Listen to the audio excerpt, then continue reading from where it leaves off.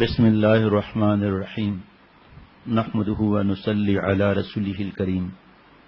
یہ تاریخ امت مسلمہ کتاب کا نام ہے، جو مولانا محمد اسماعیل ریحان صاحب کی کتاب سے پڑھ کر سنایا جاتا ہے۔ ساتھ ساتھ اللہ تعالیٰ شیخ العرب العجم عارف باللہ محی السنہ تبریز دوران رومی ثانی حضرت مولانا شاہ حکیم محمد اختر صاحب رحمۃ اللہ علیہ کی باتیں اللہ یاد دلا دیتے ہیں۔ کبھی درمیان میں نشر الطیب کی کوئی بات ہے وہ عرض کر لی اللہ تعالیٰ کی رحمت سے۔ پھر کل معبد جو ہے ان کا رضی اللہ تعالیٰ عنہ ان کا واقعہ بھی عرض کیا دوسری کتاب سے۔ اس طرح اور چیزیں بھی اللہ تعالیٰ سامنے لاتے رہتے ہیں۔ حضرت ابوبکر صدیق رضی اللہ تعالیٰ عنہ کے کئی واقعات جو حضرت والا رحمۃ اللہ علیہ سے سنے، چند واقعات اللہ نے وہ بھی بیان کرنے کی توفیق عطا فرمائی۔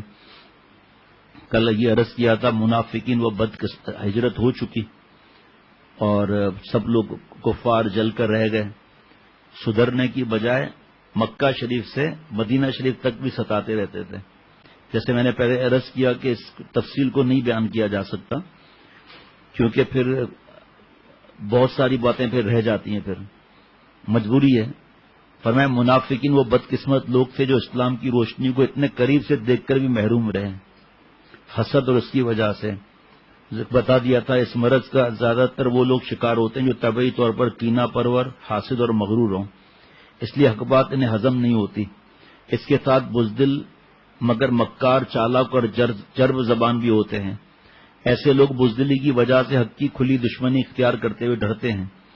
جو غور کرے گا تو آج کے حالات میں اس کو پتہ چل جائے گا کہ یہود و نصارہ اور منافق لوگ ان کے جو کیا کیا حرکتیں ہیں ہندوؤں وغیرہ کی، وہ سب کو پتہ ہے یہ کتنا ظلم، سب کو پتہ ہے کہ حق کیا ہے، اس کے بعد بھی اتنا ستانا وغیرہ۔ منافقانہ روش میں سب سے آگے خزرج کا سردار عبداللہ بن ابی، جس کو کچھ مدت پہلے اوس اور خزرج اپنا مشترکہ حکمران ماننے پر آمادہ تھے اور اس کی تاج پوشی باقی تھی، اور حضور صلی اللہ علیہ وسلم کی اس عقیدت کو دیکھ کر اس دن سے وہ حضور نبی کریم صلی اللہ علیہ وسلم سے سخت حسد اور نفرت کرنے لگا۔ حضور صلی اللہ علیہ وسلم کو اپنی بنی بنائی بادشاہت کے خاک میں مل جانے کا ذمہ دار سمجھتا تھا، اس لیے اس نے مدینہ کے انقلاب سے قسم کی لا تعلقی اختیار کر لی اور پس منظر میں چلا گیا اور آپ صلی اللہ علیہ وسلم سے بیعت کرنے میں ٹال مٹول کرتا تھا۔ یہ بات قابل ذکر ہے کہ اکثر منافقین سن رسیدہ اور ادھیڑ عمر لوگ تھے، اکثر ان میں ایک دو کے سوا کوئی نوجوان نہ تھا۔ اس کی وجہ یہ تھی کہ نوجوانوں میں نئی سچائی قبول کرنے کی صلاحیت زیادہ ہوتی ہے اور وہ حق کے لیے قربانی دینے پر جلد آمادہ ہو جاتے ہیں، جبکہ بڑے بوڑھے اپنے تجربے اور مرتبے کے ذوب میں عموماً حق بات کے سامنے جھکنے سے انکار کر دیتے ہیں۔ مکہ شریف میں بھی اسلام لانے والوں میں زیادہ تر نوجوان تھے، مدینہ شریف میں یہ تجربہ پھر سامنے آیا۔ خود عبداللہ ابن ابی کے بیٹے عبداللہ اور بیٹی جمیلہ سچے دل سے اسلام لے آئے تھے، مگر وہ اپنے نفاق پر بددستور جمع رہا۔ ایک دن رسول اللہ صلی اللہ علیہ وسلم چند صحابہ کے ساتھ گدھے پر سوار محلہ بنو حارث بن خزرج کی طرف تشریف لے جا رہے تھے۔ مدینے میں کچھ لوگ ابھی تک اسلام سے محروم تھے، اس لیے راستے میں ایک جگہ غیر مسلم عرب، یہودی اور مسلمان اکٹھے بیٹھے دکھائی دیے۔ عبداللہ بن ابی ان میں نمایاں تھا۔ سواری کے گزرنے سے گرد اڑی تو کہا کپڑے سے منہ ڈھانک لیا اور حکارت آمیز لہجے میں بولا دھول مت اڑاؤ۔ یہ بہت بڑی بات ہے یہ کہ حق دیکھتے ہوئے انکار کرنا، اور جب اتنے بڑے جگہ پہنچ گئے سب، نبی اکرم صلی اللہ علیہ وسلم دعوت کی نیت سے وہاں ٹھہر گئے، سب کو سلام کیا اور قرآن مجید کی چند آیتیں سنائی۔ عبداللہ بن ابی کہنے لگا صاحب اگر تمہاری بات سچ بھی ہو پھر بھی مجھے یہ انداز پسند نہیں، ہمارے محفلوں میں آ کر ہمیں تبلیغ مت کیا کرو، جو تمہارے پاس جائے اس کو سنایا کرو۔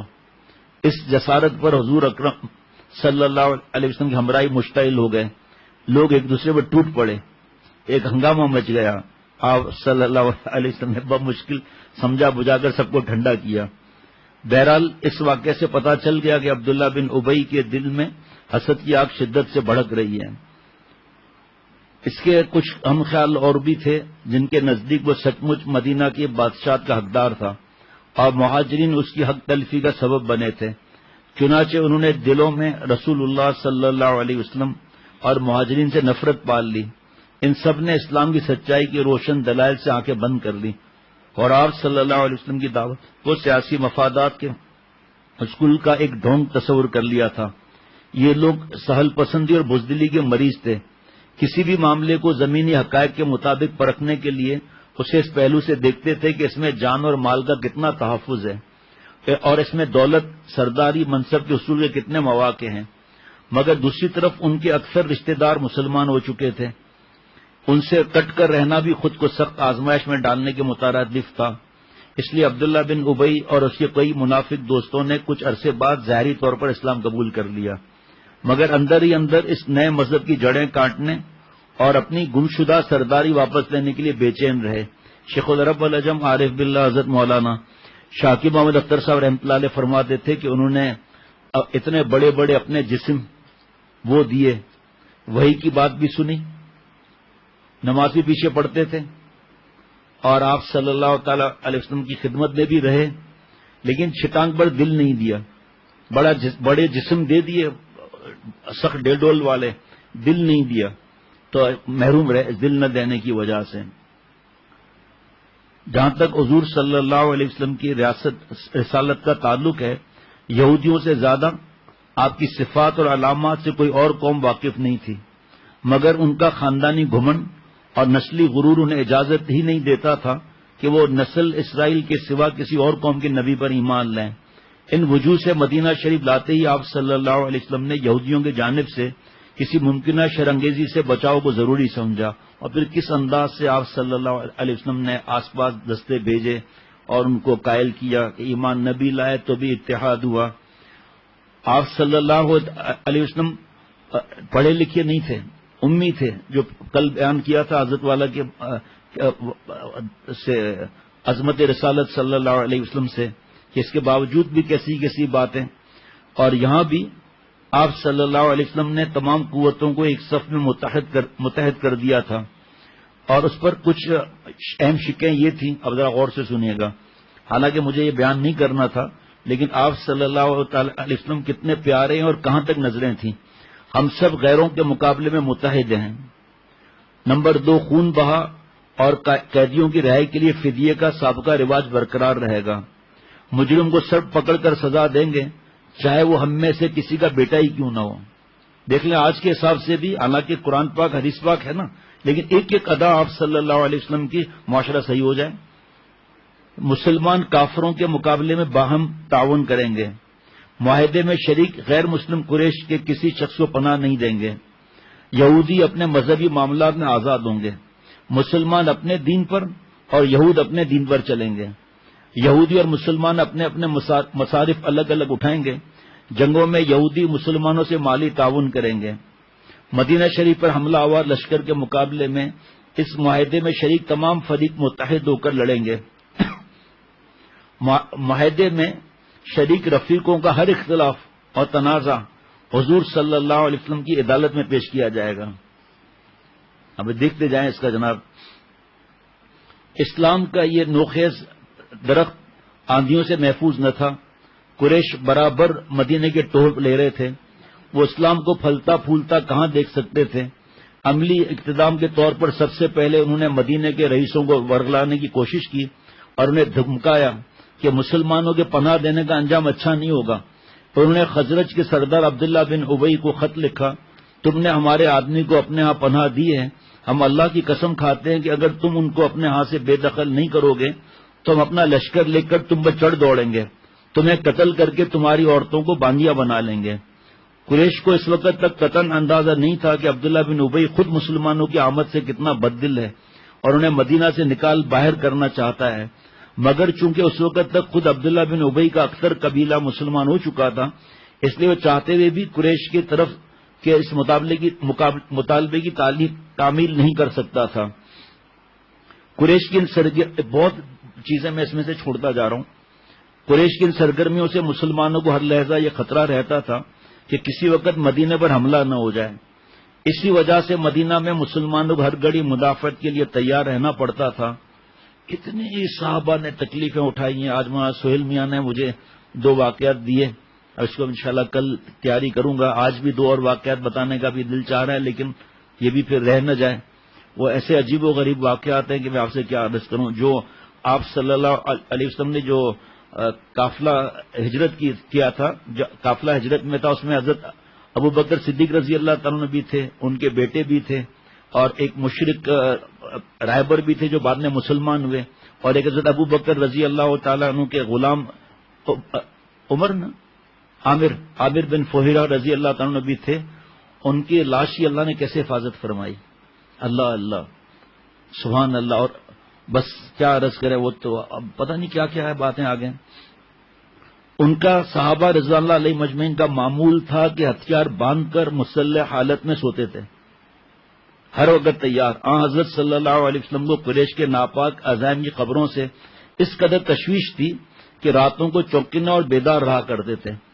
اس دوران ایک بار مکہ کے ایک رئیس نے مدینے کی چراگاہوں پر حملہ بھی کیا اور حضور صلی اللہ علیہ وسلم کے مویشی لوٹ لیے. یہ واقعہ ربیع الاول سن 2 ہجری کا ہے. قریش کے تمام اقدامات خطرے کی گھنٹی تھے. اب مدینے کی اسلامی ریاست کا خاموش بیٹھے رہنا اپنے بقا اور سلامتی کو نظر انداز کرنے کے مترادف تھا. یہی وہ زمانہ تھا جب قرآن مجید نے جہاد کی اجازت دی. سورہ حج کی آیتیں نازل ہوئیں. اب اس میں تھوڑا اور تفصیل طلب چیزیں ہیں. مکہ شریف میں بھی یہ بھی تھوڑا ضروری ہے، ہر چیز ہی ضروری ہے. مکہ شریف میں جہاد کی اجازت نہیں دی گئی تھی. وہاں پر حکم تھا اپنے ہاتھ تھامے رکھو. اگرچہ وہاں بھی حضرت عمر، حضرت حمزہ، حضرت سعد بن ابی وقاص، حضرت زبیر بن عوام رضوان اللہ علیہ مجمعین جیسے بہادر اسلام لا چکے تھے. یہ اتنے طاقتور اور دلیر ضرور تھے کہ حضور صلی اللہ علیہ وسلم کے اشارے پر حسب ضرورت کفار کے مظالم کا جواب تلوار سے دے سکتے تھے. کسی ہنگامی موقع پر 2-4 مشرکین کو مار سکتے تھے. ان کی حویلیوں اور تجارتی گوداموں کو نظر آتش کر سکتے تھے. مگر ان جذباتی کوششوں سے مزید اشتعال پھیلتا اور دعوت کی تھوڑی بہت گنجائش بھی مسدود ہو جاتی اور مسلمانوں کے مصائب میں اضافہ ہوتا. اب اس کی تفصیل ہے تھوڑا کہ اس کا مطلب کیا ہے اور کس لیے ہوتا ہے، یہ سب تفصیل ہے. آپ صلی اللہ علیہ وسلم اس سے قبل کسی فوج یا قبیلے کے سردار نہیں رہتے. نبوت کے بعد بھی آپ صلی اللہ علیہ وسلم کی زندگی کے شب و روز اب تک ایک دائی، روحانی پیشوا، معلم کے طور پر گزرے تھے. مگر مدینہ شریف لانے کے بعد جب آپ پہلے سیاسی امور کی باغ دوڑ سنبھالتے ہیں اور پھر عسکری امور کی ذمہ داری بھی آپ پر آن پڑتی ہے، تو آپ صلی اللہ علیہ وسلم ایک معجزانہ صلاحیت کے ساتھ ساتھ یہاں سیاسی اور عسکری معاملات میں سیاست کی چوٹی پر نظر آتے تھے. مکہ والے اوس اور خزرج کے دشمنی مول نہیں لیتے تھے کیونکہ مدینہ ان کی تجارتی قافلوں کی شاہراہ پر واقع تھا. یہاں لوگوں سے دشمنی اہل مکہ کو مہنگی پڑ سکتی تھی. یہ قریش کا وہ کمزور پہلو تھا جسے انصار خوب جانتے تھے. وقت پڑنے پر انہوں نے اس کا اظہار بھی کر دیا. نبی اکرم صلی اللہ علیہ وسلم کے مدینہ شریف لانے کے کچھ عرصے بعد اوس کے سردار سعد بن معاذ رضی اللہ تعالی عنہ عمرہ کرنے مکہ گئے. ان کی امیہ بن خلف سے پرانی دوستی تھی، اس لیے مکے میں اس کے ہاں قیام کیا. ایک دن وہ امیہ کے ساتھ کعبے کا طواف کرنے نکلا تو وہاں ابو جہل مل گیا. طواف کرنے نکلے تو وہاں ابو جہل مل گیا. اس نے دھمکاتے ہوئے کہا تم لوگوں نے صابیوں یعنی نعوذ باللہ جو دین سے ہٹ گئے اور بے دینوں کو پناہ دیے، مجھے یہ برداشت نہیں کہ تم لوگ کعبے کی زیارت کو آ سکو. اگر امیہ تمہارے ساتھ نہ ہوتا تو تم بچ کر نہ جاتے. سعد بن معاذ رضی اللہ تعالیٰ نے ترکی بترکی جواب دیتے ہوئے فرمایا اگر تم نے ہمیں کعبے کی زیارت سے روکا تو ہم تمہارا شام کا تجارتی راستہ بھی بند کر دیں گے. اگلے دن اگر تم نے ہمیں کعبے کی اگلے دن میں دونوں طرف سے دھمکیاں حقیقت میں بدل گئی. قریش کا رویہ بالکل ایسا تھا اور مسلمان کعبے کی زیارت تو کجا کہ مکے کے پاس بھی نہ پھٹک سکے، ان کا یہ انداز تھا. ادھر قریش کے قافلے مسلمانوں کے تخت اور تاراج کی زد میں دکھائی دینے لگے. ریاست کے بس یہاں ایک تھوڑا بتاتا چلوں، تفصیل ہے اس کا مختصر بتاتا ہوں. غزوے کا مطلب لکھا ہے یہ ہے کہ جس میں آپ صلی اللہ علیہ وسلم خود شریک ہوں اور سرایا جو تھے وہ آپ صلی اللہ تعالی علیہ وسلم انہیں بھیجتے تھے ان کو، تو اسے سریا کہتے تھے. اس میں فرق بتلایا گیا یہ دونوں کا فرق. دوسری مہم شوال میں حضرت عبیدہ بن الحارث رضی اللہ عنہ کی قیادت میں بطن رابغ کی طرف بھیجی گئی، جہاں ابو سفیان کی قیادت میں ایک تجارتی قافلہ آ رہا تھا۔ حضرت سعد بن ابی وقاص رضی اللہ تعالی عنہ بھی شامل تھے، جنہوں نے کفار پر ایک تیر چلایا۔ حضرت سعد بن وقاص رضی اللہ تعالی عنہ کفار پر ایک تیر چلایا۔ یہ پہلا تیر ہے جو اسلام کی تاریخ میں حریف پر چلایا گیا۔ اس بار بھی قافلے کو صرف ہراساں کرنا کافی سمجھا گیا، اور بھی تھوڑے بیچ بیچ میں واقعات ہیں۔ آپ صلی اللہ علیہ وسلم فرماتے تھے، اے سعد تیر چلاؤ۔ حضرت والا سے سنا، اے سعد میرے تیر چلاؤ، میرے ماں باپ تم پر قربان۔ فرمایا بڑی سعادت تھی، لائے میرے ماموں جیسا کوئی ماموں۔ حضرت سعد کے لیے آپ صلی اللہ علیہ وسلم فرماتے تھے، اور اللہ سے دعا مانگی تھی کہ اللہ سعد کی دعاؤں کو قبول فرما اور اس کے تیر کا نشانہ لگا دیں۔ اور کچھ موقع ایسے آئے کہ آپ صلی اللہ علیہ وسلم تیر دیتے جاتے تھے اور حضرت سعد رضی اللہ عنہ چلاتے تھے تیر کو، اور آپ صلی اللہ علیہ وسلم فرماتے اے سعد تیر چلا، میرے ماں باپ تجھ پر قربان۔ ایک غزوے میں آپ صلی اللہ علیہ وسلم فرمایا، یہ جو سامنے یہودی ہے اس نے بہت تنگ کیا تھا، اس پر تیر چلاؤ۔ تیر جو لگا ایسا لگا کہ لنگی کھل گئی اور ننگا پتنگا ہو گیا۔ آپ صلی اللہ علیہ وسلم اتنا ہنسے کہ داڑھیں مبارک نظر آئی اس وقت۔ یہ ننگا پتنگا ہمارے گاؤں کا جملہ پرانا جو آج پہلی دفعہ بیان ہوا ہے۔ آپ صلی اللہ علیہ وسلم نے قریش کے جنوبی تجارت کو جو یمن کی طرف تھی غیر محفوظ کرنے کے لیے ایک غیر معمولی اقدام کیا۔ آپ صلی اللہ علیہ وسلم حضرت عبداللہ رضی اللہ تعالیٰ کو 12 مہاجرین پر امیر بنا کر ایک خط دیا، فرمایا 2 دن کے سفر کے بعد اسے کھولنا۔ 2 دن بعد انہوں نے خط کھولا تو لکھا تھا، مقام نخلا میں جا کر ٹھہرو اور قریش کی نقل و حرکت دیکھو۔ اتنی دور دراز کا سفر بھی عین دشمن کے علاقے میں نہایت خطرناک تھا، اس لیے حضرت عبداللہ رضی اللہ تعالیٰ نے خط پڑھا اور اس کے بعد ساتھیوں سے کہا فقط وہ میرے ساتھ چلے جس کو شہادت کی تمنا ہو، مگر اس کے باوجود کے پیچھے نہ رہا۔ یہ جماعت وہاں پہنچ گئی، تب قریش کا ایک چھوٹا سا قافلہ چمڑا اور کشمش لیے سامنے سے گزرا۔ اس وقت رجب کا چاند نکل آیا تھا، جو ان مہینوں میں سے تھا جن میں اہل عرب کے ہاں لڑنا بھیڑنا حرام تھا، اور اسلام میں بھی اس وقت یہی حکم تھا، مگر صحابہ سمجھے کہ آج جمادی الاخر ہے، اس کی آخری تاریخ ہے، چنانچہ انہوں نے حملہ کر دیا، جس میں قافلے کا سردار عمر بن حضرمی مارا گیا، 2 آدمی گرفتار ہوئے، خاصا مال غنیمت ہاتھ آیا۔ جب واپس آئے تو آپ صلی اللہ علیہ وسلم نے فرمایا رجب میں لڑنے کا حکم نہیں دیا تھا میں نے، آپ نے قیدیوں اور مال غنیمت کو جوں کا توں مکہ واپس بھیج دیا۔ قریش کو بہت پیش آیا عمر بن حضرمی کے مرنے پر، اور اس کو جنگ کی فکر لگ گئی ان لوگوں کو۔ مسلمان اب تک بیت المقدس کی طرف رخ کر کے نماز پڑھا کرتے تھے، مگر حضور صلی اللہ علیہ وسلم کی دلی خواہش تھی کہ نماز کے لیے قبلہ کعبۃ اللہ کو بنایا جائے، کیونکہ اسی مرکز سے ہزاروں برس پہلے توحید کا پیغام جاری ہوا تھا، اور اللہ کا پہلا گھر یہی تھا جس کی عظمت و حرمت تمام عبادت گاہوں سے بڑھ کر تھی۔ آخر ہجرت کے 1 سال 4 ماہ بعد 15 شعبان 2 ہجری کو اللہ تعالیٰ کی طرف سے حضور صلی اللہ علیہ وسلم اور تمام مسلمانوں کو کعبے کی طرف منہ کر کے نماز ادا کرنے کا حکم دے دیا گیا۔ یہودیوں نے اس پر جو اعتراضات کیے سورہ بقرہ میں ان کے دندان شکن جواب دیے گئے ہیں۔ اب یہ تفصیل آپ سمجھ سکتے ہیں کہاں بیان ہو سکتی ہے، اور نماز کے اندر ہی اب قبلہ کے لیے آ گیا تھا حکم۔ اور یہاں ایک بات بھی عرض کرتا چلوں، اب مجھے یاد نہیں آ رہی کہ حضرت والا رحمۃ اللہ علیہ نے فرمایا تھا یا مفتی نعیم صاحب نے فرمایا تھا، مجھے یاد نہیں آ رہا۔ بہرحال اس میں یہ ہے کہ اللہ تعالیٰ آپ صلی اللہ علیہ وسلم سے کتنی محبت فرماتے ہیں کہ آپ صلی اللہ علیہ وسلم کی خواہش تھی کہ قبلہ اول جو تھا اس کے بجائے جو کعبہ شریف تھا قبلہ اول وہ ہو جائے، اللہ تعالیٰ نے اسی پر فرما دیا۔ ہجرت کے دوسرے سال ماہ شعبان میں ماہ رمضان کے روزوں کی فرضیت کا حکم نازل ہوا، یہی مہینہ تھا شعبان کا جس میں روزوں کی فرضیت کا حکم نازل ہوا۔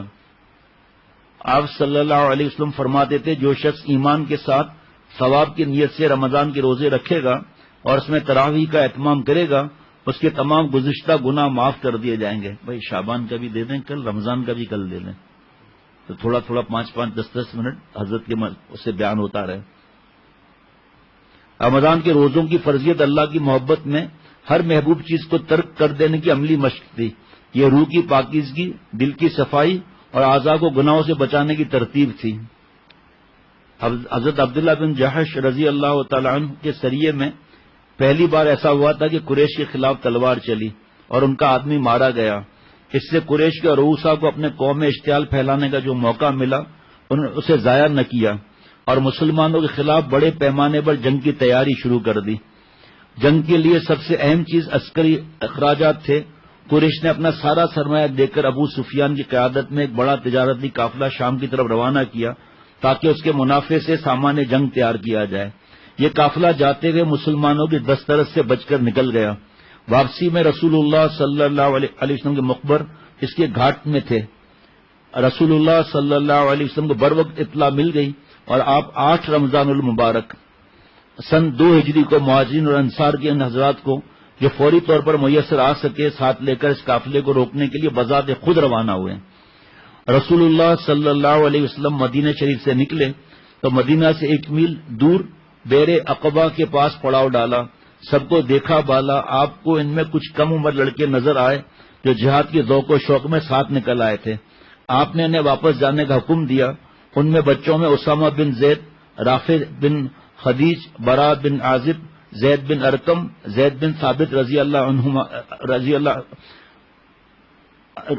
عنہم شامل تھے۔ انہی میں 16 سال کے عمیر بن ابی وقاص رضی اللہ تعالی عنہ بھی تھے جو حضرت سعد بن ابی وقاص رضی اللہ عنہ کے چھوٹے بھائی تھے۔ وہ نبی اکرم صلی اللہ علیہ وسلم کے سامنے پیش ہونے سے چھپتے پھر رہے تھے۔ ان کے بھائی سعد نے دیکھا تو پوچھا کیا ہوا؟ کہنے لگے ڈرتا ہوں نبی اکرم صلی اللہ علیہ وسلم مجھے دیکھ لیں تو چھوٹا سمجھ کر واپس نہ کر دیں۔ میں اللہ کے راستے میں نکلنا چاہتا ہوں، شاید اللہ تعالیٰ مجھے شہادت عطا فرمائے۔ انہیں رسول اکرم صلی اللہ علیہ وسلم کے سامنے لایا گیا۔ آپ نے اسباب معمول انہیں بھی واپس جانے کا حکم دیا جسے سن کر وہ رونے لگے۔ آخر آپ صلی اللہ علیہ وسلم نے ان کا جذبہ دیکھ کر شرکت کی اجازت دے دی۔ مسلمانوں کی تعداد 313 تھی اور لشکر میں گھوڑے صرف 2 اور اونٹ 70 تھے۔ ایک اونٹ پر 3 افراد باری باری سوار ہوتے۔ ادھر قریشی قافلے کے سردار ابو سفیان کو مسلمانوں کی آمد کی خبر ہو گئی تھی، اس لیے وہ عام راستہ چھوڑ کر سمندر کے کنارے کنارے قافلے کو تیزی سے لے چلے۔ ساتھ ہی ایک سوار کو مکے کی طرف دوڑایا تاکہ قریش مدد کو پہنچے اور اپنے تجارتی قافلے کی حفاظت کریں۔ قریش تو پہلے ہی مدینے پر حملے کا بہانہ ڈھونڈ رہے تھے۔ اس خبر کا مکے میں پہنچنا تھا کہ فوراً 950 مسلح افراد کا ایک لشکر جس میں 200 گھوڑ سوار، یہاں 2 گھوڑے وہاں 200 گھوڑ سوار، یہاں 70 اونٹ اور وہاں جو ہے 700 اونٹ سوار تھے، مقابلے کے لیے نکل کھڑا ہوا۔ لشکر میں قریش کے بڑے بڑے سردار تھے، 600 افراد ذرہ پوش تھے، 600 افراد، وہاں 313 تھے جن کے پاس کسی کے پاس تلوار تھی تو ڈال نہیں تھی، ڈال تھی تو تلوار نہیں تھی، اور 950 افراد تھے، وہاں 313۔ رسول اللہ صلی اللہ علیہ وسلم کو اطلاع پہنچی کہ تجارتی قافلہ بچ کر نکل گیا اور قریش کا مسلح لشکر مقابلے کے لیے آیا چاہتا ہے، تو آپ صلی اللہ علیہ وسلم نے صحابہ سے مشورہ کیا۔ حضرت ابوبکر صدیق رضی اللہ تعالیٰ عنہ اور دوسرے مہاجرین نے اپنی جان نچھاور کرنے کا عزم ظاہر کیا، مگر آپ انصار کا جذبہ دیکھنا چاہتے تھے۔ انصار آپ کو اس وعدے پر لائے تھے کہ وہ آپ صلی اللہ علیہ وسلم کی حفاظت کریں گے، جس کا مفہوم مدینے کی حدود میں تحفظ فراہم کرنا تھا۔ کھلے لفظوں میں یہ معاہدہ نہیں تھا کہ اگر مدینے سے باہر قریش سے جنگ ہوئی تو انصار اس وقت بھی مدد کے پابند ہوں گے، اس لیے آپ انصار کی رائے کے منتظر رہے۔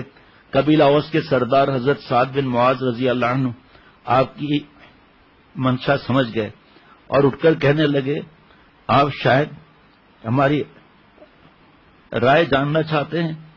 اللہ کے رسول، آپ جس سے چاہے صلح کریں، جس سے چاہے لڑیں، ہم آپ پر ایمان لا چکے ہیں، اللہ کی قسم آپ فرمائیں گے تو ہم سمندر میں کود پڑیں۔ ایک اور انصاری حضرت مقداد رضی اللہ تعالیٰ عنہ نے عرض کیا، یا رسول اللہ، ہم بنی اسرائیلی نہیں ہیں جنہوں نے حضرت موسیٰ علیہ السلام کو کہہ دیا تھا کہ جاؤ تم اور تمہارا خدا لڑو، نہیں، ہم تو آپ کے دائیں بائیں آگے پیچھے سے لڑیں گے۔ قریش کا لشکر بدر کی طرف بڑھ رہا تھا جو مدینہ سے 70 میل 120 کلومیٹر جنوب میں ایک وادی ہے۔ مسلمان بھی اسی طرف روانہ ہو گئے۔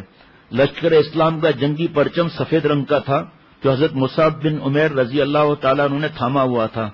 نبی اکرم صلی اللہ علیہ وسلم کے آگے آگے یہ چیزیں سوچنے کی ہیں، یہ تصور میں یہ چیزیں لانے کی ہے کہ جھنڈا لہراتے ہوئے سفید چلے آ رہے ہیں، اور آپ صلی اللہ علیہ وسلم کے آگے آگے 2 سیاہ رنگ کے جھنڈے تھے، ایک حضرت علی رضی اللہ تعالیٰ عنہ کے ہاتھ میں تھا تو حضرت سعد بن معاذ رضی اللہ عنہ کے پاس.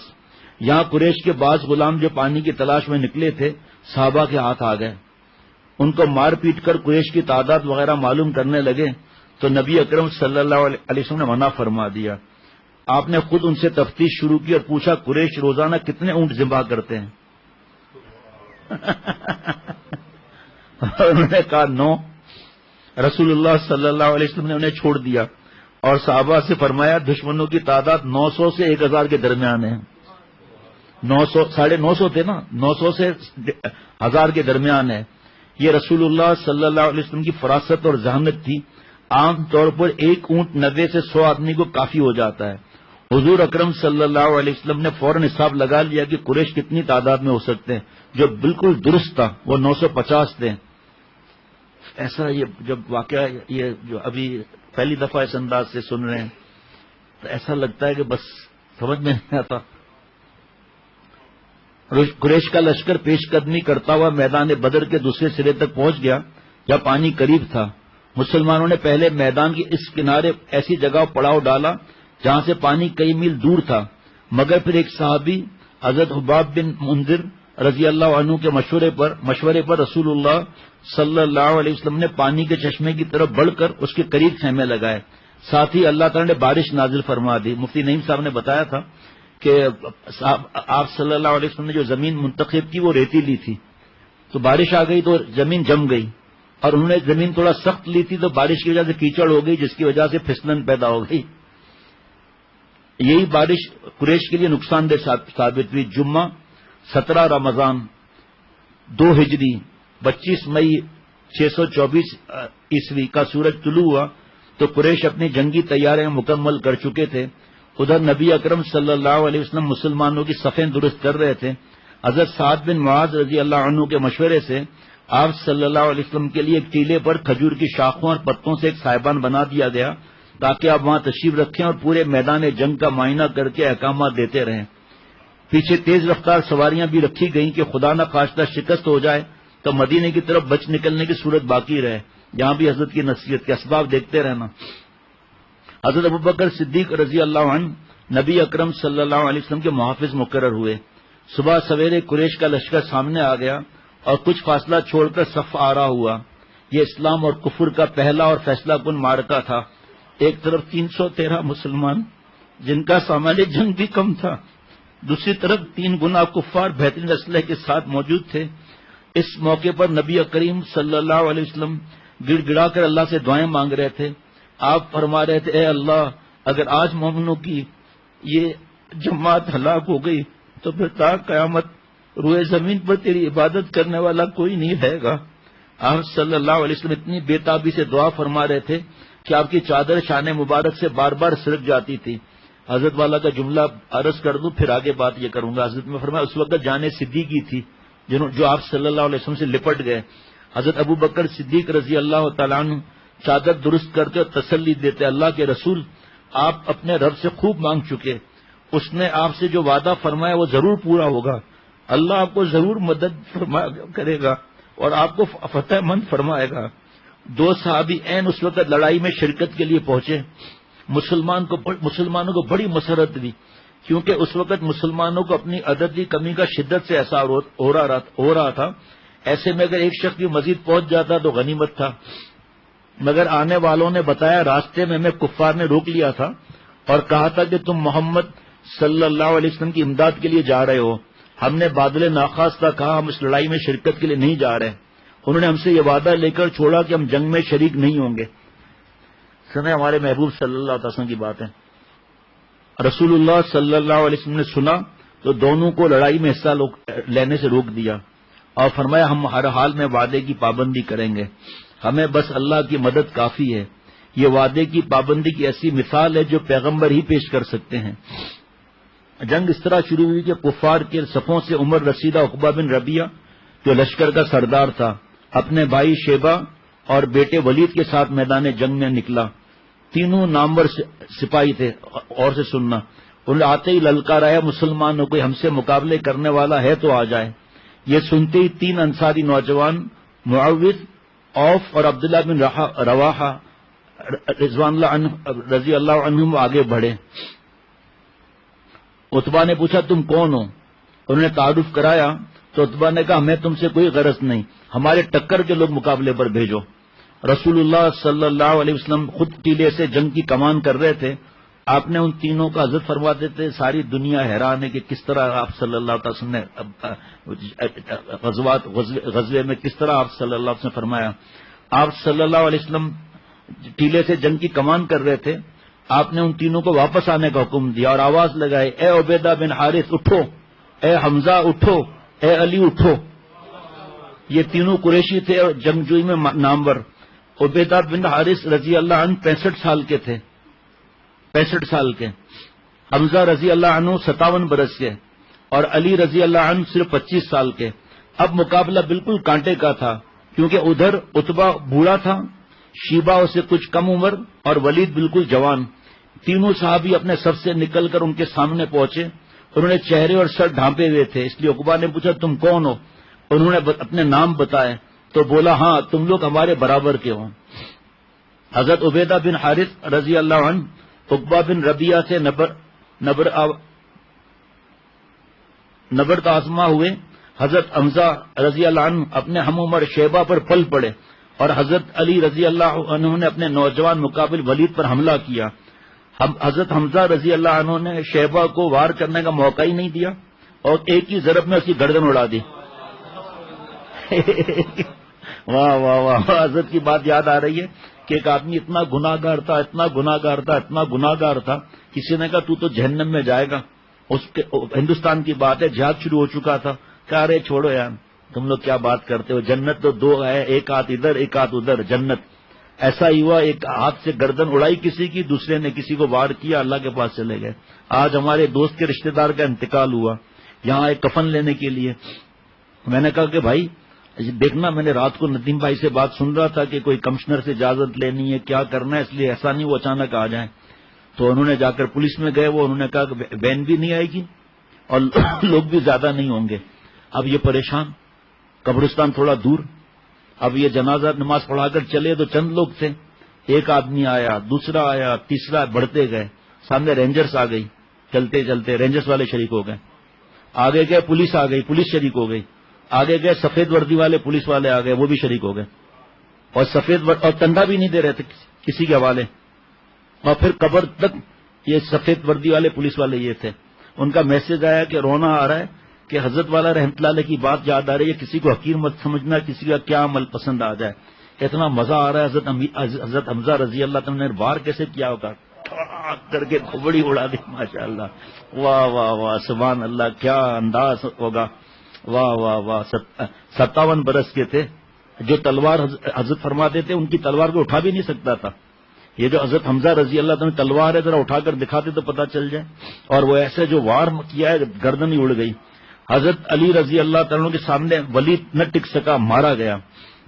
مگر حضرت عبیدہ بن حارث رضی اللہ تعالیٰ عنہ اور عتبہ دونوں بہت پرانے شمشیر زن تھے، اس لیے دیر تک لڑتے رہے. دونوں کی تلواریں دیر تک ٹکراتی رہی. آخر حضرت عبیدہ رضی اللہ عنہ لڑتے لڑتے زخمی ہو کر گر گئے. حضرت حمزہ اور حضرت علی رضی اللہ عنہما نے انہیں گرتے دیکھا تو عتبہ کی طرف لپکے اور اس کا کام تمام کر دیا. پھر وہ عبیدہ رضی اللہ عنہ کو اٹھا کر آپ صلی اللہ تعالی وسلم کے پاس لائے. حضرت عبیدہ رضی اللہ عنہ ایسے ہی تھوڑی ہمیں کوئی اسلام ملا ہے، کوئی ان کی قربانیوں سے ملا ہے. آج مسلمان ان لوگوں کی باتیں سنتے ہیں جو صحابہ رضوان اللہ علیہ مجمعین کی شان میں گستاخی کرتے ہیں، ان کے چینلوں پر جاتے ہیں، چینلوں پر جا کر پتہ نہیں کیا کیا ایمان کھو بیٹھتے ہیں. حضرت عبیدہ رضی اللہ تعالیٰ عنہ نے آپ کے قدموں پر، آپ صلی اللہ علیہ وسلم قدموں پر رخسار رکھتے ہوئے سوال کیا، یا رسول اللہ کیا میں شہید ہوں؟ آپ واہ کیا قسمت کے آپ صلی اللہ علیہ وسلم قدموں مبارک پر اپنا رخسار رکھا. رحمت للعالمین صلی اللہ علیہ وسلم نے فرمایا میں گواہی دیتا ہوں کہ تم شہید ہو. وہ کہنے لگے کہ آج ابو طالب زندہ ہوتے تو مانتے کہ ان کے اشعار کا پورا مستحق میں ہوں، اور جو انہوں نے کہا تھا اس وقت کہ ہم محمد صلی اللہ علیہ وسلم کو کسی کے حوالے نہیں کریں گے، چاہے میں موت کی گھاٹ اتار دیا جائے، ہم ان کے لیے اپنے بیٹوں اور بیویوں کو بھول جائیں گے. عتبہ، شیبہ اور ولید کے مارے جانے کے بعد گھمسان کی جنگ شروع ہو گئی.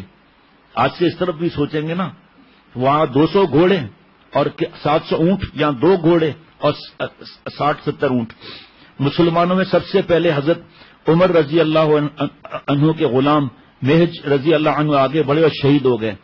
ادھر نبی کریم صلی اللہ علیہ وسلم نے مسلمانوں کو جوش دلاتے فرمایا، اس ذات کی قسم جس کے قبضے میں میری جان ہے، جو شخص بھی آج ان مشرکوں کے مقابلے میں صبر اور حوصلے سے بڑھے گا اور پیٹھ نہیں پھیرے گا، اسے اللہ تعالیٰ جنت میں جگہ عطا فرمائیں گے۔ یہ 360 صحابہ رضوان علیہ مجمعین کے بارے میں کیا انعامات ہیں ان کے بارے میں؟ کچھ صحابہ محفوظ دستے کے طور پر پچھلی صف میں رسول اللہ صلی اللہ علیہ وسلم کے قریب موجود تھے۔ ان میں عمیر بن حمام رضی اللہ عنہ بھی تھے، جو ہاتھ میں کچھ کھجوریں لیے کھا رہے تھے، جو حفاظت کے لیے تھے تو اس لیے کھجوریں کھا رہے تھے۔ آپ صلی اللہ علیہ وسلم کے الفاظ مبارک یہ سنتے ہی کہ کیا دوبارہ پڑھتا ہوں، مزہ آ رہا ہے زیادہ، اس ذات کی قسم جس کے قبضے میں میری جان ہے، جو شخص بھی آج ان مشرکوں کے مقابلے میں صبر اور حوصلے سے لڑے گا اور پیٹھ نہیں پھیرے گا، اسے اللہ تعالیٰ جنت میں جگہ عطا فرمائیں گے۔ یہ سنتے ہی انہوں نے کھجوریں جو کھا رہے تھے، آپ صلی اللہ علیہ وسلم کے الفاظ سنتے ہی بول اٹھے، کیا میں ان میں شامل ہو سکتا ہوں؟ فرمایا تم انہی میں سے ہو۔ وہ بولے واہ واہ، وہ تو میرے اور جنت کے درمیان اتنا فاصلہ ہے کہ کوئی مجھے قتل کر دے۔ یہ کہہ کر کھجوریں پھینک دی اور تلوار لے کر دشمنوں کی طرف دوڑے، لڑتے لڑتے کئی کو قتل کیا، آخر خود بھی شہید ہو گئے۔ انصاری نوجوانوں کا جذبہ جہاد۔ جنگ میں انصاری نوجوانوں کا جوش و خروش قابل دید تھا۔ انصاری مہاجرین بھی لیکن انصاری، 2 انصاری بھائیوں معاذ بن عفرہ اور معاویہ بن عفرہ نے، جو عبد الرحمن بن عوف رضی اللہ عنہ کے پاس کھڑے تھے، ان سے پوچھا چچا کیا آپ ابو جہل کو پہچانتے ہیں؟ انہوں نے جواب دیا ہاں خوب پہچانتا ہوں، تمہیں اس سے کیا کام؟ بولے سنا ہے وہ رسول اللہ صلی اللہ علیہ وسلم کو برا بھلا کہتا ہے، اللہ کی قسم اگر وہ نظر آ گیا تو بچ کر نہیں جا سکتا۔ اس وقت ابو جہل گھوڑے پر سوار اپنے ساتھیوں کو جوش دلاتا ادھر سے گزرا۔ حضرت عبد الرحمن بن عوف رضی اللہ عنہ نے فوراً کہا وہ دیکھو وہ رہا ابو جہل۔ یہ سنتے ہی دونوں لڑکے تیزی سے پیدل ابو جہل کی طرف لپکے۔ اس دوران ایک اور انصاری معاذ بن عمر رضی اللہ عنہ، جو پہلے سے ابو جہل کے طاق میں تھے، اس پر جھپٹ پڑے اور اس کی پنڈلی پر تلوار کا ایسا وار کیا کہ وہ کٹ کر گر گئی۔ ابو جہل کے بیٹے اکرمہ نے باپ کو زخمی دیکھا تو معاذ بن عمر رضی اللہ عنہ کے کندھے پر تلوار کا وار کیا، جس سے ان کا بازو کٹ گیا، لیکن تھوڑی سی کھال اس سے جڑی رہ گئی جس سے بازو لٹکنے لگا۔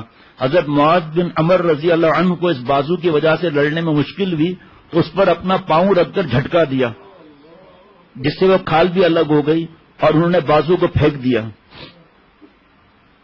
باتیں آسان ہے، پڑھنا آسان ہے، لیکن ایک نظر کی حفاظت کر کے ہم لوگ دکھاتے ہیں اللہ کو خوش کر لیں، جھوٹ غیبت سے بچ کر دکھا دیں، جماعت کی نمازیں پڑھیں، قرآن پاک کی تلاوت کریں، اللہ کو راضی کرنے کی فکر کریں۔ ادھر معاویہ رضی اللہ عنہ نے ابو جہل پر دوسرا حملہ کر کے اسے شدید زخمی کر دیا اور خود بھی لڑتے لڑتے شہید ہو گئے۔ ابو جہل خون میں لت پت ہو کر گھوڑے سے نیچے گر چکا۔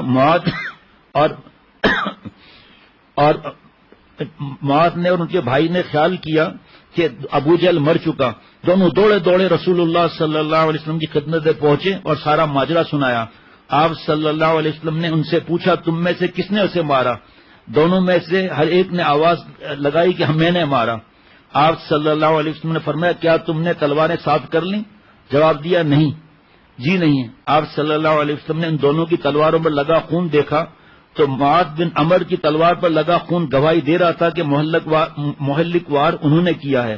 تاہم آپ صلی اللہ علیہ وسلم نے حوصلہ افزائی کر کے فرمایا تم دونوں نے اسے مارا ہے۔ پھر آپ صلی اللہ علیہ وسلم نے فیصلہ دیا کہ ابو جہل کے جسم کے کپڑے اور ذرہ جو تھی وہ معاذ بن عمر رضی اللہ تعالیٰ عنہ کو دیے جائیں۔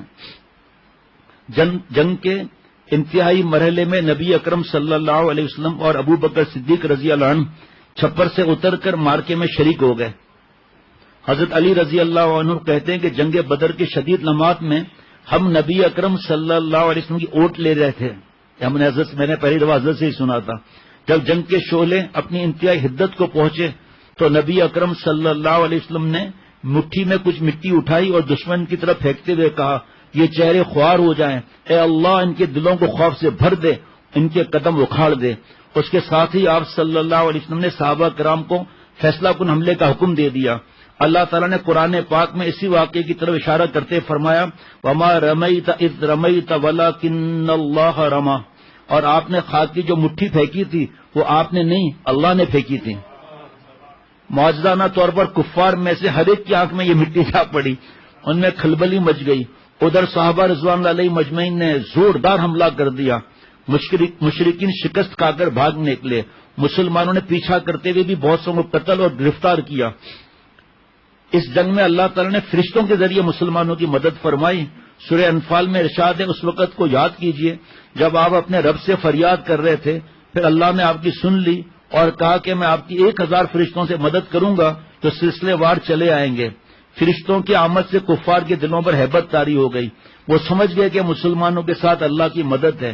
فرشتوں نے ایک آدھ مشرک کو قتل بھی کیا مگر عمومی طور پر جنگ میں حصہ نہیں لیا۔ مفتی نعیم صاحب کچھ دن پہلے یہی بات فرما رہے تھے۔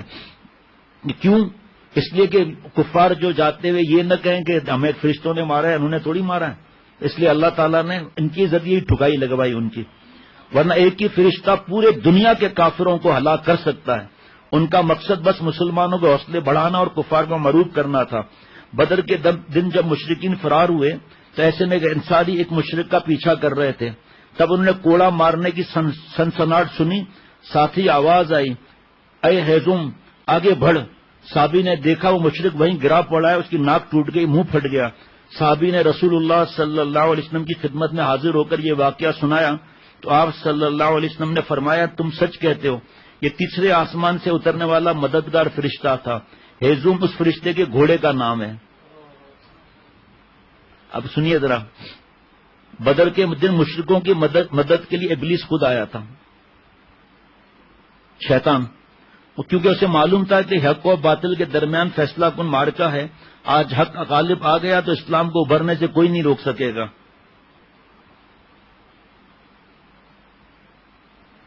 عام حالات میں ابلیس سامنے آ کر برے سے برے آدمی کی بھی مدد نہیں کرتا، مگر اس دن کفر کو پسپائی سے بچانے کے لیے ابلیس اتنا فکر مند تھا، خود ایک مشرک سردار سراقہ بن مالک کنانی کی شکل میں شیطانوں کی پوری فوج کے ساتھ آیا ہوا تھا۔ ابلیس نے مشرکوں کا حوصلہ بڑھانے کے لیے جنگ کے آغاز میں کہا تھا، آج کوئی تم پر غالب نہیں آ سکتا، میں تمہارے حامی ہوں۔ لیکن جب جبریل علیہ السلام دوسرے فرشتوں کے ساتھ مسلمانوں کی مدد کے لیے نازل ہوئے تو ابلیس اپنے چیلوں سمیت بدحواس ہو کر بھاگ نکلا۔ مشرکین مکہ یہی سمجھے کہ سراقہ بھاگا ہے۔ جنگ میں شکست کھا کر مکہ پہنچے تو انہوں نے سراقہ کو خوب برا بھلا کہا اور بولے تم سب سے پہلے صفیں توڑ کر بھاگ نکلے اور جنگ میں ہمیں مروا دیا۔ سراقہ حیران ہو کر بولا مجھے کچھ بھی معلوم نہیں، میں تو میدان بدر میں گیا ہی نہیں، مگر مشرکین سمجھے کہ سراقہ جھوٹ بول رہا ہے۔ امیہ بن خلف کا قتل، کفار کی شکست اور پسبائی کے وقت کچھ مسلمان دشمن کا چھوڑا ہوا سامان جمع کر رہے تھے، ان میں عبد الرحمن بن عوف، یہ بڑا دل تھام کے سننا اور ایسا مزیدار بھی اور آخر میں لفظ بھی مزیدار ہے، ان میں عبد الرحمن بن عوف رضی اللہ تعالی عنہ بھی تھے۔ انہوں نے زرعیں اٹھائی ہوئی تھی، ایسے میں ان کی نظر قریش کے سردار امیہ بن خلف اور اس کے بیٹے پر پڑ گئی۔ دونوں افراتفری کی حالت میں ادھر ادھر بھاگ رہے تھے۔ امیہ نے بھی انہیں دیکھ لیا، دونوں چونکہ ماضی کے زمانے میں دوست رہے تھے، اس لیے امیہ نے پکارا کہ ابن عوف میں تمہارے لیے ان زروں سے بہتر رہوں گا۔ آپ صلی اللہ علیہ وسلم کے جو مال غنیمت تھا وہ اٹھانے کا حکم تھا۔ مجھے اتنی ہنسی آ رہی تھی، واقعہ مزیدار، آگے ہنسی۔ اس لیے امیہ نے پکار کر کہا ابن عوف میں تمہاری ان زروں سے بہتر رہوں گا۔ مراد یہ تھی کہ ہمیں پکڑ لو تاکہ میں اور میرا بیٹا مسلمانوں کے ہاتھوں قتل ہونے سے بچ جائیں اور تمہیں ہماری رہائی کا فدیہ مل جائے جو زروں کی قیمت سے زیادہ ہوگا۔ فدیہ ملے گا۔ حضرت عبد الرحمن بن عوف رضی اللہ عنہ نے فوراً زریں پھینک دی اور امیہ اور اس کے بیٹے کا ہاتھ تھام کر ساتھ لے چلے۔ تب حضرت بلال رضی اللہ عنہ کی نظر امیہ پر پڑی۔ یہ وہی امیہ بن خلف تھا جو مکہ میں ان کا آقا تھا اور ان پر درندوں کی طرح ظلم و تشدد کیا کرتا تھا۔ امیہ کو دیکھتے ہی حضرت بلال رضی اللہ تعالیٰ عنہ کو وہ سب مظالم یاد آ گئے، ان کا خون کھول اٹھا اور وہ چلائے مسلمانوں یہ رہا کافروں کا سردار امیہ بن خلف، یہ آج بھی بچ گیا تو سمجھو میں نہ بچا، یہ آج بھی بچ گیا سمجھو میں نہ بچا۔ حضرت عبد الرحمن بن عوف رضی اللہ تعالیٰ عنہ حیران ہو کر بولے بلال یہ میرے قیدی ہیں، کیا تم انہیں قتل کرو گے؟ مگر حضرت بلال رضی اللہ تعالیٰ عنہ نے توجہ نہ دی اور پکارتے رہے انصاریوں اے اللہ کے دین کے مددگاروں، یہ رہا کافروں کا سردار امیہ بن خلف، یہ آدمی بچ جائے تو سمجھو میں نہ بچا۔ انصار جو پہلے ہی بھاگتے ہوئے کافروں کو مار رہے تھے دوڑے، اور امیہ اور ان کے بیٹے پر ٹوٹ پڑے۔ ادھر حضرت بلال رضی اللہ تعالیٰ نے بھی تلوار سونت کر امیہ پر وار کر دیا، تلوار اس کے بدن پر زخم لگا گئی، وہ چیخ مار کر گر پڑا۔ عبد الرحمن بن عوف رضی اللہ عنہ، جہاں دین کے احکام آتا ہے نا قیدیوں وغیرہ کے اور سب چیزیں، بڑی تفصیل ہے اس کی، قیدیوں کے بچانے کے لیے ان پر اوندھے جھک گئے، مگر انصاریوں نے دائیں بائیں سے تلواریں چبو چبو کر باپ بیٹوں کے موت کے گھاٹ اتار دیا۔ اس طرح مکہ کے ایک مظلوم غلام نے اپنی اذیت اور تشدد کا پورا بدلہ بدر کے میدان میں لے لیا۔ حضرت عبد الرحمن بن عوف رضی اللہ عنہ جو امیہ اور اس کے بیٹے کو بچاتے بچاتے خود بھی زخمی ہو گئے تھے، بعد میں یہ واقعہ یاد کر کے کہا کرتے تھے، اب یہ بتا رہا ہوں جملہ، وہ واقعہ یاد کر کے کہا کرتے تھے اللہ بلال پر رحم کرے، ان کی وجہ سے میرے زرہیں بھی گئیں، قیدی بھی گئے، زخم الگ کھایا۔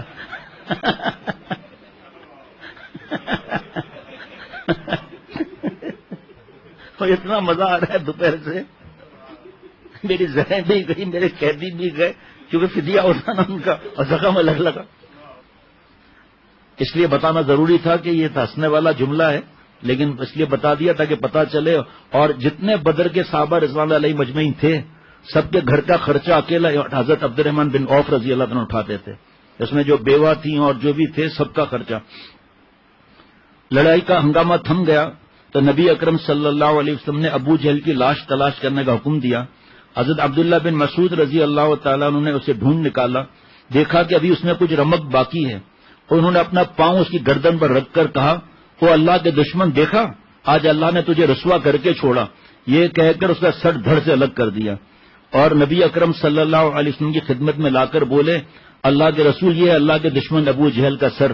میرے پیارے شیخ نے فرمایا تھا کہ اس بدماش نے جب سر کاٹا جا رہا تھا تو اس بدبخت نے کہا تھا مجھے یہاں سے کاٹو، یہاں سے نہ کاٹو، تاکہ آپ صلی اللہ علیہ وسلم کے پاس جب سر پہنچے تو میرا سر اس میں بھی اونچا ہو۔ اتنا بدماش کو سرداری کا تکبر تھا۔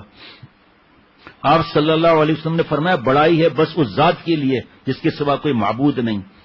آپ صلی اللہ علیہ وسلم نے ابو جہل کی تلوار حضرت عبداللہ بن مسعود رضی اللہ عنہ کے عطا فرما دی، پھر ابو جہل کی لاش کے پاس چل کر گئے، فرمایا یہ اس امت کا فرعون تھا، یہ اس امت کا فرعون تھا۔ نبی اکرم صلی اللہ علیہ وسلم اور حضرت ابو بکر صدیق رضی اللہ عنہ مشرکین کے لاشوں کے درمیان چلتے ہوئے رزمیہ اشعار پڑھ رہے تھے، حضور صلی اللہ علیہ وسلم اشعار پڑھ رہے تھے۔ حضور صلی اللہ علیہ وسلم ابتدائی مسئلے کا ٹکڑا پڑھتے اور حضرت ابو بکر رضی اللہ تعالیٰ سے یوں پکارتے، آپ فرماتے ہم سر پھاڑ دیتے ہیں، اور ان لوگوں کے جو ہم پر سختی کرتے تھے وہ سرکش اور ظالم تھے۔ غزوہ بدر کے دوران صحابہ رضوان اللہ علیہ مجمعین نے آپ صلی اللہ علیہ وسلم کے بعض معجزات دیکھے۔ عین لڑائی کے وقت حضرت عکاشہ بن محصن رضی اللہ عنہ کی تلوار ٹوٹ گئی، آپ صلی اللہ علیہ وسلم نے انہیں ایک لاٹھی دے کر فرمایا عکاشہ اس سے لڑو، انہوں نے جو ہی آپ صلی اللہ علیہ وسلم سے وہ لاٹھی لی، وہ ایک تیز دھار تلوار بن گئی۔ حضرت عکاشہ رضی اللہ تعالیٰ عنہ اس سے لڑتے رہے۔ حضرت رفاع بن مالک رضی اللہ عنہ کی آنکھ میں تیر لگا اور آنکھ پھوٹ گئی، آپ صلی اللہ علیہ وسلم نے ان کی آنکھ میں اپنا لعاب دہن ڈال دیا، جس سے آنکھ فوراً ٹھیک ہو گئی اور پھر کبھی اس میں کوئی تکلیف ہی نہیں ہوئی۔ غزوہ بدر میں خونی رشتوں کو ایمان کے سامنے قربان کرنے کے عجیب و غریب واقعات پیش آئے تھے۔ حضرت ابو عبیدہ بن جراح کے سامنے ان کا باپ آ گیا، ایک بار تو چھوڑ دیا مگر دوسری بار ایمانی غیرت نے للکارا، ہر رشتہ بھلا کر باپ کی گردن اڑا دی۔ حضرت عمر فاروق رضی اللہ تعالیٰ عنہ کی تلوار اپنے ماموں کے خون سے رنگین ہوئی۔ مشرکوں کے ساتھ یہ واقعہ نہیں، اس قسم کے اور واقعات حضرت بنواتے تھے کہ جانیں دے دی، اپنے رشتے چھوڑ دیے، اور یہاں گناہ میں ڈوبے ہوئے غیر شرعی تقریبات سے نہیں بچتے۔ اسلام لانے کے بعد یہی مشرکوں کے ساتھ حضرت ابو بکر صدیق رضی اللہ عنہ کے بڑے بیٹے عبد الکعبہ بھی تھے جو اس وقت مسلمان نہیں ہوئے تھے۔ اسلام لانے کے بعد یہی عبد الرحمن بن ابو بکر کہلائے۔ جب یہ مسلمان ہوئے تو ایک دن اپنے والد حضرت ابو بکر صدیق رضی اللہ تعالیٰ سے کہنے لگے، ابا جی بدر کی لڑائی میں آپ کئی مرتبہ میرے زد میں آئے مگر ہر بار میں نے آپ کو چھوڑ دیا۔ حضرت ابو بکر رضی اللہ عنہ نے برجستہ جواب دیا، مگر بیٹا اگر تم اس دن میری زد میں آتے تو میں لحاظ ہرگز نہ کرتا. اللہ تعالیٰ اپنی رحمت سے مجھے اور ہم سب کو اللہ والا بنائے، عافیت سے رکھے. یہ بیان ہو چکا ہے، اس کو مختصر کرتا ہوں کہ جب ہجرت کے لیے آپ صلی اللہ علیہ وسلم تشریف لے گئے تو کفار بڑے جھلائے، پریشان ہوئے، یقین نہیں آتا تھا کہ اتنے لشکر کے باوجود ایسے نکل گئے. گھر گھر تلاش کرتے پھر رہے تھے. پھر آپ کو یاد ہوگا کہ ابو جہل نے حضرت ابو بکر صدیق رضی اللہ تعالیٰ کی بٹیا حضرت اسما رضی اللہ تعالیٰ عنہ کو زور سے تھپڑ مارا کہ بالی کان سے نکل کر زمین پر گر گئی. پھر انہوں نے کھوجیوں اور سوراخ رسانوں کو 100 اونٹ کا لالچ دے کر بھیجا. غار ثور تک یہ کھوجی پہنچ گئے تھے اور انہوں نے کہا تمہارا مطلوبہ شخص اس غار سے آگے نہیں بڑھا ہے. اور ان کی بات غلط بھی نہیں تھی، کیونکہ رسول اللہ صلی اللہ علیہ وسلم اور ان کے رفیق سفر واقعی اسی غار کے اندر تھے اور قریش ان کے سروں پر کھڑے تھے. یہاں تک کہ حضرت ابو بکر رضی اللہ تعالیٰ نے جب ان کے قدموں کو غار کے منہ پر حرکت کرتے ہوئے دیکھا تو ان کے آنکھوں میں آنسو آ گئے. جو پھر آپ صلی اللہ تعالی وسلم نے نصیحت فرمائی تھی کہ گھبراؤ مت، اللہ ہمارے ساتھ ہیں.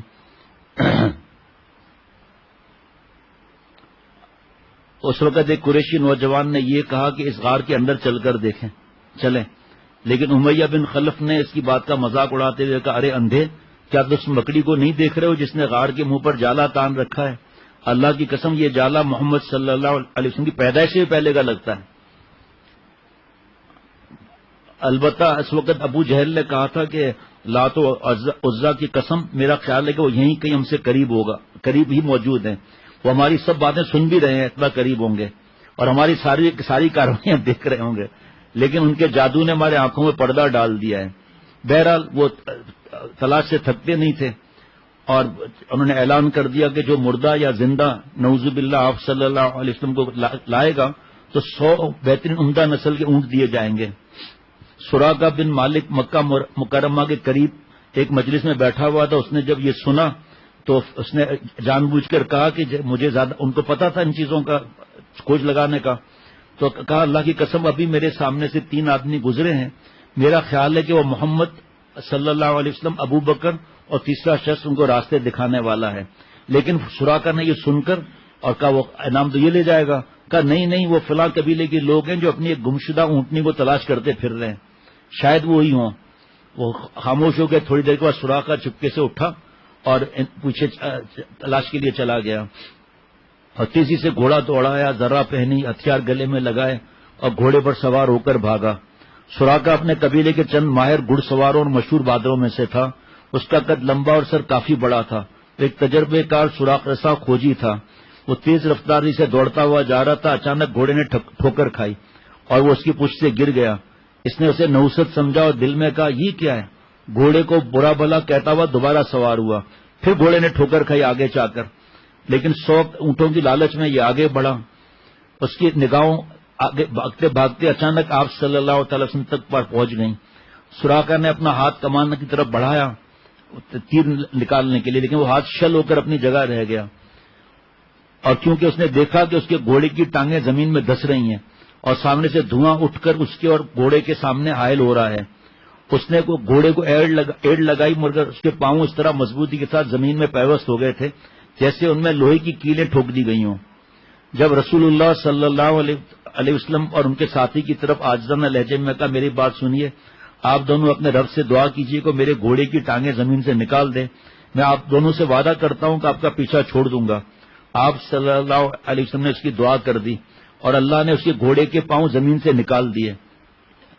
آزادی ملنے کی تھوڑی بار دیر کے بعد اس کے دل میں پھر لالچ پیدا ہوئی.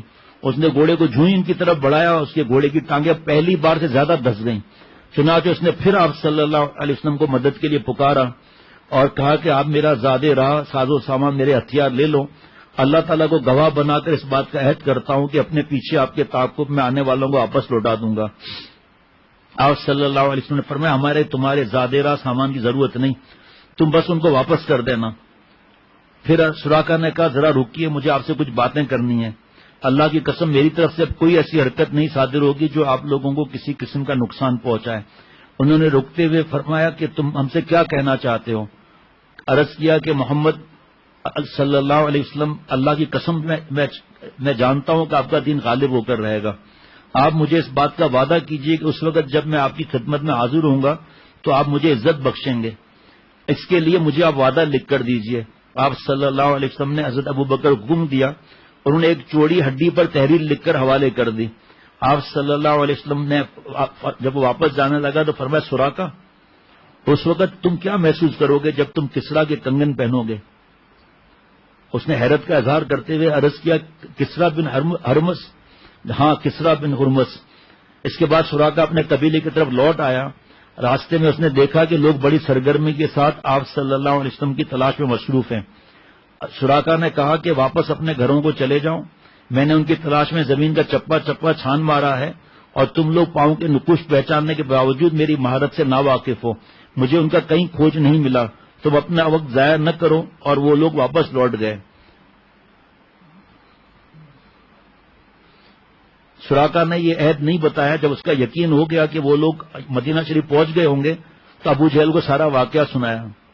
ابو جہل نے اس کے عدم تعاون، بزدلی اور سنہری موقع ضائع کر دینے پر اس کو طعنہ دیا۔ اس کے جواب میں سراقہ نے کہا ابو جہل، اللہ کی قسم اگر تم اس واقعے کو دیکھتے جو میرے گھوڑے کے ساتھ پیش آیا تھا جب اس کے پاؤں زمین میں دھس رہے تھے تو تمہیں یقین ہو جاتا اور اس میں کوئی شک نہیں رہتا کہ محمد صلی اللہ علیہ وسلم ہی اللہ کے سچے رسول ہیں۔ تو ایسی صورت میں کون ہے جو ان کا مقابلہ کر سکتا؟ زمانہ اپنی رفتار، معمول کی رفتار سے چلتا رہا۔ سورج مشرق سے طلوع ہو کر مغرب میں ڈوبتا رہا۔ دن مہینوں میں، مہینے سالوں میں بدلتے رہے۔ یہاں کے حالات نے پلٹا کھایا۔ وقت آ ہی گیا جب حضور صلی اللہ تعالی علیہ وسلم جو بے یار و مددگار، بے کسی اور لاچاری کی حالت میں رات کی تاریکی میں چھپ کر مکے سے نکلے تھے، اب ہزاروں صحابہ رضوان علیہ مجمعین جیسے جان نثاروں کے ساتھ فاتحانہ اور شان و شوکت سے مکہ میں داخل ہو رہے تھے۔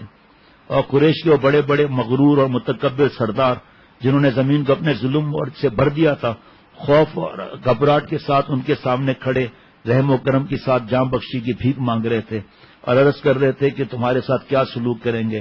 آپ صلی اللہ علیہ وسلم فرمایا جاؤ، کچھ بھی نہیں، لا تثریب علیکم اليوم۔ اس وقت سراقہ نے اپنی سواری تیار کی، اس پر سوار ہو کر چل پڑا تاکہ بارگاہ رسالت میں حاضر ہو کر دائرہ اسلام میں داخل ہونے کا اعلان کریں۔ اس وقت اس کے ہاتھ میں وہ تحریری عہد نامہ تھا جو 10 سال پہلے آپ صلی اللہ علیہ وسلم نے اس کو لکھ کر دیا تھا۔ حضرت سراقہ رضی اللہ تعالیٰ عنہ بیان فرماتے ہیں میں اس وقت رسول اللہ صلی اللہ علیہ وسلم کی خدمت میں حاضر ہوا جب آپ صلی اللہ علیہ وسلم مقام جیرانہ میں قیام پذیر تھے۔ میں انصار کی ایک جماعت کے ایک دستے میں داخل ہوا جو انصاری سپاہیوں پر مشتمل تھا۔ وہ مجھ کو اپنے نیزوں کے پچھلے سروں سے مار مار کے کہہ رہے تھے دور ہٹ، دور ہٹ، کیا چاہتا ہے؟ لیکن میں برابر ان کی صفوں کو چیر کر آگے بڑھتا ہوا رسول اللہ صلی اللہ علیہ وسلم کے قریب پہنچ گیا۔ اس وقت آپ صلی اللہ علیہ وسلم اپنی اونٹنی پر تشریف فرما تھے۔ میں نے عہد نامہ اپنے ہاتھ میں لے کر اسے بلند کرتے ہوا کہا یا رسول اللہ صلی اللہ تعالی علیہ وسلم انا سراقہ وہذا کتابک لی، اے اللہ کے رسول صلی اللہ علیہ وسلم میں سراقہ بن مالک ہوں اور یہ وہ وعدہ ہے جو آپ نے مجھ کو لکھ کر دیا۔ آپ صلی اللہ علیہ وسلم فرمایا اے سراقہ میرے قریب آؤ، میرے قریب آؤ، یہ وعدہ پورا کرنے اور حسن سلوک کا دن ہے۔ پھر اسلام قبول کیا اور آپ صلی اللہ علیہ وسلم کے احسان اور حسن سلوک سے فائدہ اٹھا کر کامیاب لوٹا۔ رسول اللہ صلی اللہ علیہ وسلم کے ساتھ حضرت سراقہ بن مالک رضی اللہ تعالیٰ عنہ کی اس ملاقات کا بھی کچھ ہی مہینے گزرے تھے کہ آپ صلی اللہ علیہ وسلم اللہ کے پاس چلے گئے۔ حضرت سراقہ رضی اللہ تعالیٰ عنہ بہت غمگین ہوئے۔ ان کے آنکھوں کے سامنے اس روز کا منظر گردش کرنے لگا جب انہوں نے 100 اونٹوں کے لالچ میں آپ صلی اللہ علیہ وسلم کو شہید کرنے کا ارادہ کر لیا تھا، اور آج ان کا یہ حال تھا کہ دنیا کے سارے اونٹوں کی حیثیت ان کے نزدیک رسول اللہ صلی اللہ علیہ وسلم کے ناخن کے ایک تراشنے اور ذرے کے برابر بھی نہیں تھی۔ حضرت نے ایسے کچھ اور موقع پر فرمایا تھا اسلام سے پہلے کیا، اسلام کے بعد کیا۔ وہ بار بار حضور صلی اللہ علیہ وسلم کی بات کو دہرا رہے تھے، سراقہ اس وقت تمہاری کیا کیفیت ہوگی جب تم کسریٰ کے کنگن پہنو گے، اور ان کو اس بات میں ذرہ برابر شک و شبہ نہیں تھا۔ وہ سوچ کہتے تھے ایک دن وہ ضرور پہنیں گے۔ زمانے کی گردش اور حالات نے تبدیلی کے عمل کو مسلسل جاری رکھا، یہاں تک کہ مسلمانوں کی خلافت کی ذمہ داری حضرت عمر رضی اللہ تعالیٰ کندھوں پر آ پڑی۔ ان کے عہد مبارک میں مسلمانوں کے لشکر اسلام کی دعوت کو لے کر ایک شہر سے دوسرے شہر، ایک ملک سے دوسرے ملک جانے لگے۔ اور جو ان کی دعوت قبول نہ کرتا اور جزیہ بھی نہ دیتا ان کے مقابلے میں آ جاتا تو اللہ تعالیٰ کی مدد ان کے ساتھ ہوتی. اللہ تعالیٰ یہ لشکر قلعوں پر قلعے فتح کرتے, فوجوں کو شکست پر شکست دیتے, تختوں کو الٹتے اور اموال غنیمت سمیٹتے چلے جا رہے تھے. 22 لاکھ مربع میل کا علاقہ فتح کیا حضرت عمر رضی اللہ تعالیٰ عنہ نے. یہاں تک کہ اللہ تعالیٰ نے ان کے ہاتھوں شاہ نے کسریٰ کی عظیم سلطنت کا خاتمہ کرا دیا, پورا ایران فتح ہو گیا. یہ حضرت عمر رضی اللہ عنہ کی خلافت کے آخری زمانے کی بات ہے. ایک روز حضرت سعد بن ابی وقاص رضی اللہ تعالیٰ عنہ کے قاصد فتح کی بشارت لے کر دربار خلافت میں حاضر ہوئے.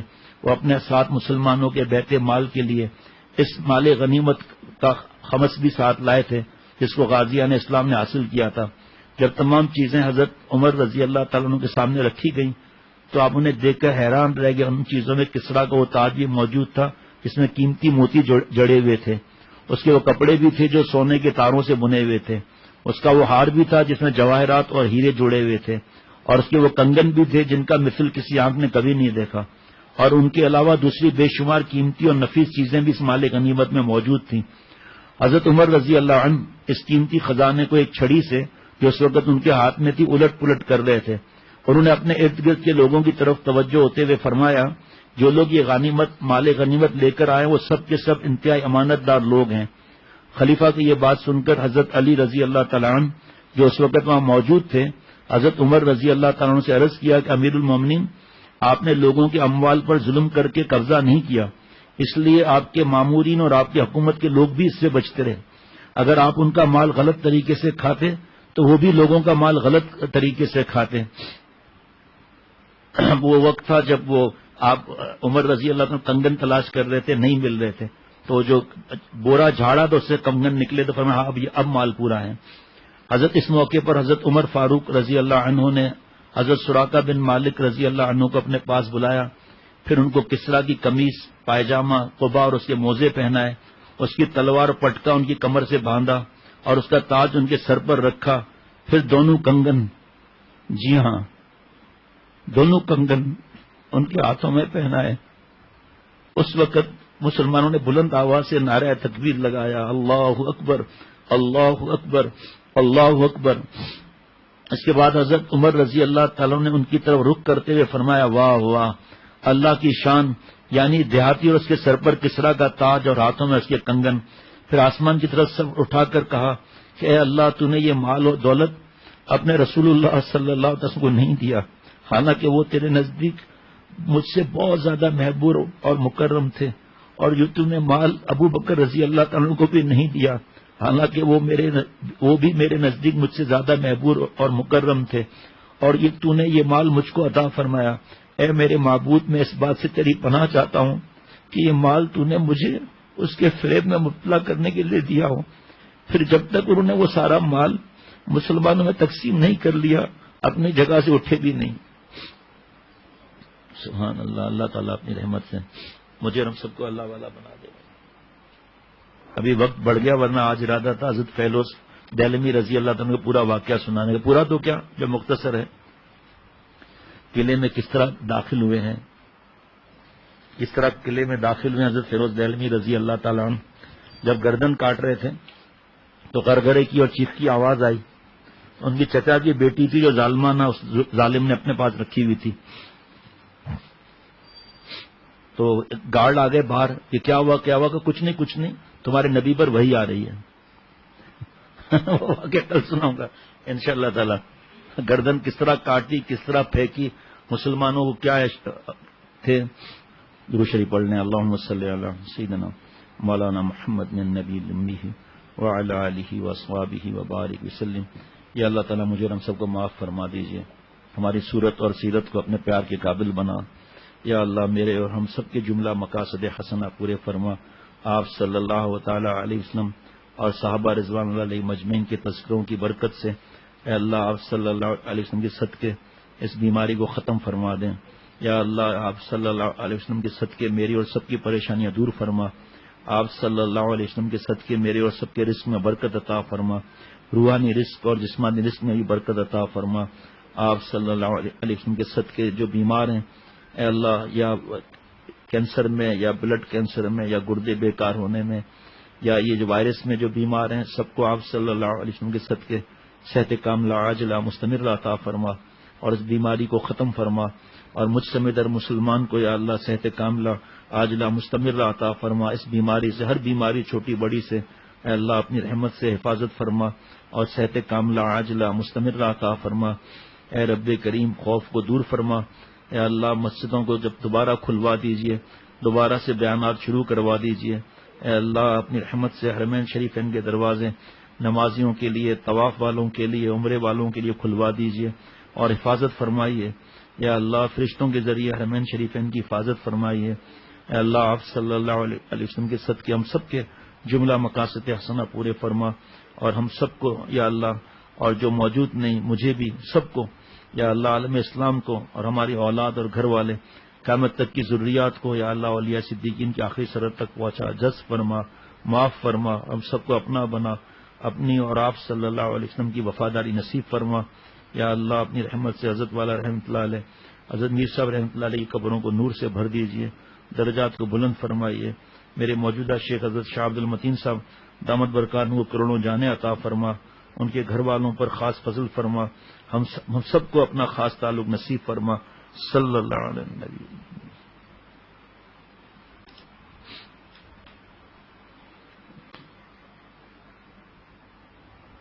جی یہ مواعظ حسنہ حضرت والا کے نفس کے حملوں سے بچاؤں کے طریقہ مواعظ حسنہ نمبر 64 حضرت اما عائشہ صدیقہ رضی اللہ تعالیٰ عنہ کا بڑا مقام ہے، جو حضرت کے جو الفاظ مبارک ہے وہ پڑھ رہا ہوں۔ حضور صلی اللہ علیہ وسلم کی دنیا سے تشریف لے جانے کے بعد آپ 2200 حدیثیں پڑھایا کرتی تھیں، 2200 حدیثیں ان کی برکت سے امت کو ملی۔ ہمیشہ 200 شاگرد ہوتے تھے۔ حج کے زمانے میں حضرت اما عائشہ صدیقہ رضی اللہ تعالی عنہ صدیقہ کائنات کے لیے خیمہ لگا دیا جاتا، اس میں صحابیت رضی اللہ عنہ اور دیگر خواتین اندر ہوتی اور مرد باہر ہوتے تھے۔ یہ حضرت والا کے ملفوظ حضرت والا کے سلسلہ مواعظ حسنہ نمبر 64 نفس کے حملوں سے بچاؤ کے طریقے۔ اللہ تعالیٰ جزاک اللہ، آپ نے جلدی کوشش کی۔